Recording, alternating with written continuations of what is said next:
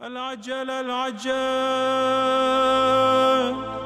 یا مولا یا صاحب الزمان۔ ایک اور روایت جو اس حوالے سے ہماری کتابوں میں بالخصوص بحار الانوار میں موجود ہے، بحار الانوار کی جلد نمبر 52 میں بڑا خوبصورت فرمان ہے امام صادق علیہ السلام کا۔ موضوع یہی ہے کہ کس طرح عدالت عام ہوگی۔